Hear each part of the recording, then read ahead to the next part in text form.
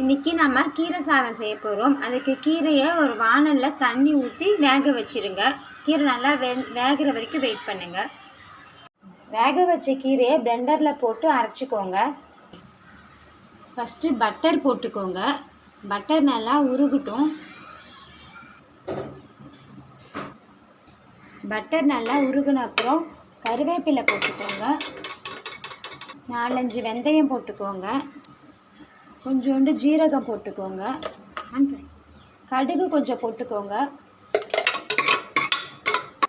நல்லா மிக்ஸ் பண்ணிக்கோங்க இந்த நெய்யிலே. ஒரு தக்காளி, 6 சின்ன வெங்காயம், 2 பூண்டு கட் பண்ணிக்கோங்க.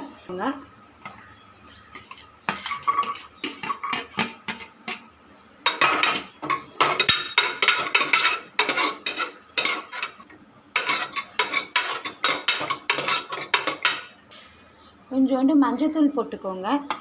கொஞ்சோண்டு பெருங்காயத்தூள் போட்டுக்கோங்க. கொஞ்சமாக சாம்பார் பவுடர் போட்டுக்கோங்க தேவையான அளவு. கொஞ்சமாக மல்லித்தூள் போட்டுக்கோங்க.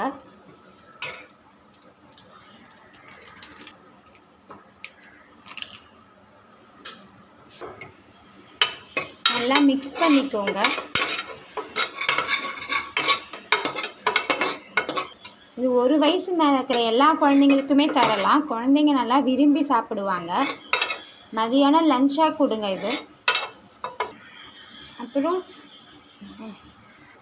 வேக வச்சு அரைச்ச கீரையை இதில் ஊற்றிக்கோங்க.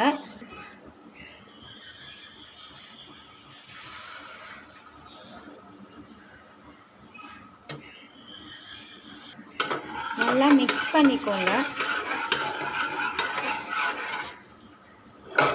அரிசி, துவரம் பருப்பு, பாசிப்பருப்பு ஒரு 15 நிமிஷம் ஊற வச்சுருக்கேன். இதையும் இதில் ஆட் பண்ணிக்கோங்க.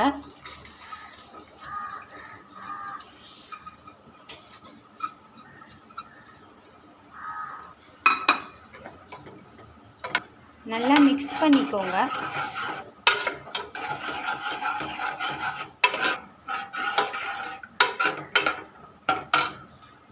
ஒரு கிளாஸ் அரிசிக்கு 2 கிளாஸ் தண்ணி ஊற்றிக்கோங்க.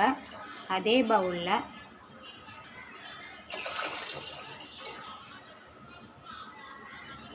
தேவையான அளவு உப்பு சேர்த்துக்கோங்க.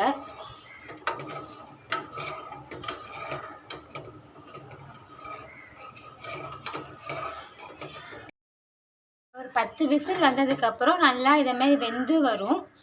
கீரை சாதம் ரெடி ஆயிடுச்சு. இதை குழந்தைங்களுக்கு கொடுங்க. குழந்தைங்க நல்லா விரும்பி சாப்பிடுவாங்க. தேங்க்யூ மக்களே.